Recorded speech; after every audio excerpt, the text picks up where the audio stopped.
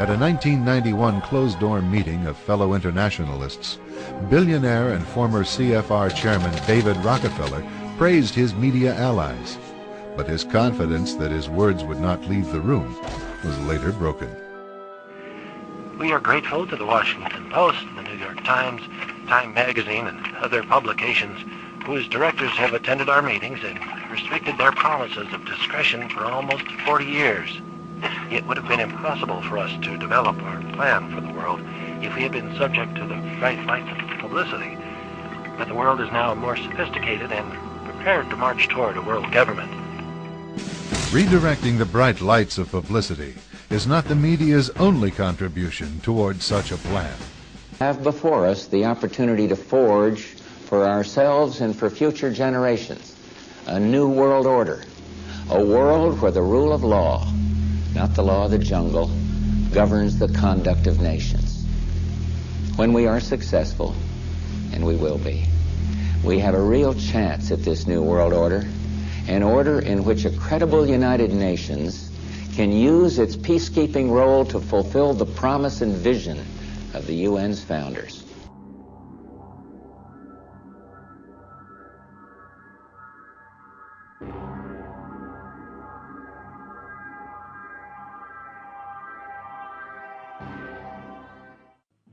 What is at stake is more than one small country.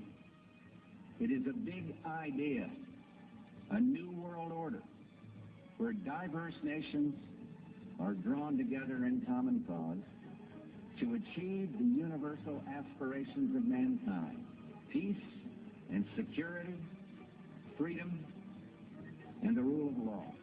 Out of these troubled times, our fifth objective, a new world order, can emerge.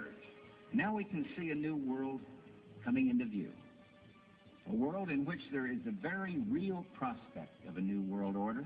There is a chance for the President of the United States to use this disaster to carry out what his father, a phrase his father used, I think, only once, and hasn't been used since, and that is a new world order. Here to drive performance.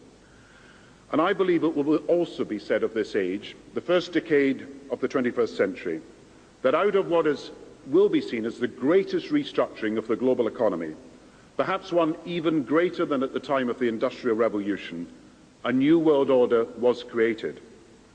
When my predecessors were speaking to this event a century ago, the world order of the 19th century they were describing was defined mainly by the balance of military power, and they saw European empires dividing the world between them. From the time of 1945, when my predecessors of the post-war years spoke to you, the world order was simply defined by the high-stakes standoff that characterized the Cold War years. These were orders that were ultimately reflected by political weight and military strength. But today, with Asia already outproducing Europe, India and China are clearly becoming part of our new order, and they're doing so principally because of their economic strength and potential.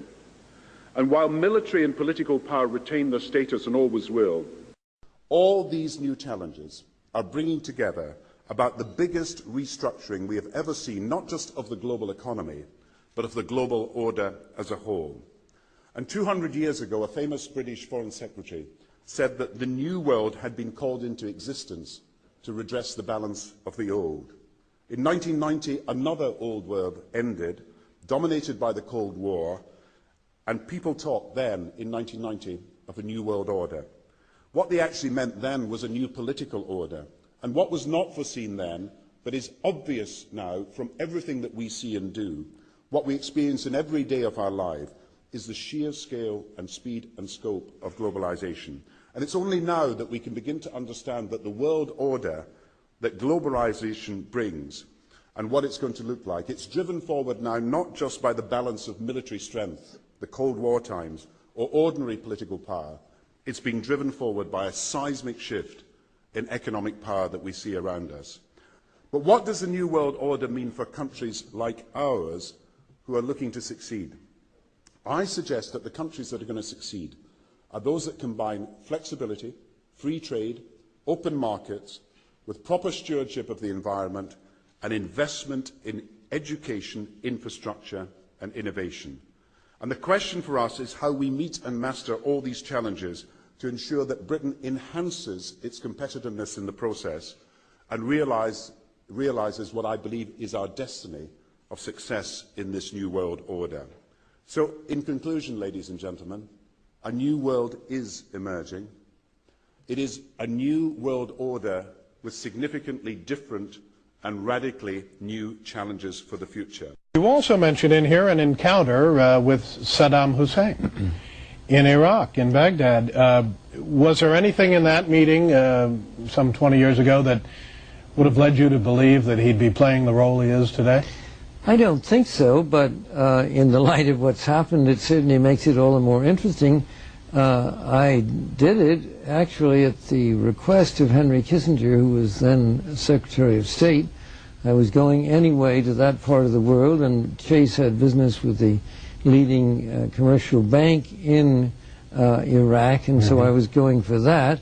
And he asked me if I would also go to see him to say that he would like to establish closer touch with the regime. He felt that it was important that our two countries communicated more effectively. I did see him, and he was pretty cold, and he said the only way we could hope to establish closer relations would be if we would discontinue our support for Israel. Well, it was not likely that that was going to happen. Right. So it was not a terribly productive meeting, although in the hindsight it was certainly an interesting one.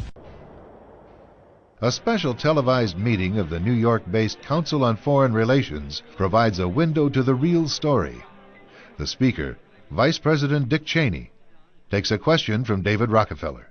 Vice President, I just enjoyed so much your whole speech, but I was particularly pleased that you gave such a strong endorsement for the free trade agreement for all the Americas, subject that has been of great concern to me for many years, and particularly recently, and I think it's absolutely essential for the strength of our economy. Rockefeller's role in the drive for an FTAA was a lot more central than he portrays. Rockefeller cultivated Latin American leaders who could be counted on to support such a proposal. Both the 1994 Miami Summit and the FTAA proposal were conceived and nurtured by a Rockefeller-created network. Prominent among the organizations sponsoring the Miami event were the Council of the Americas, founder and honorary chairman David Rockefeller, the Americas Society, chairman David Rockefeller, the Forum of the Americas, founder David Rockefeller, the Institute for International Economics, financial backer and board member David Rockefeller, the Trilateral Commission, founder and honorary chairman David Rockefeller. Rockefeller's influence also extends to the current administration.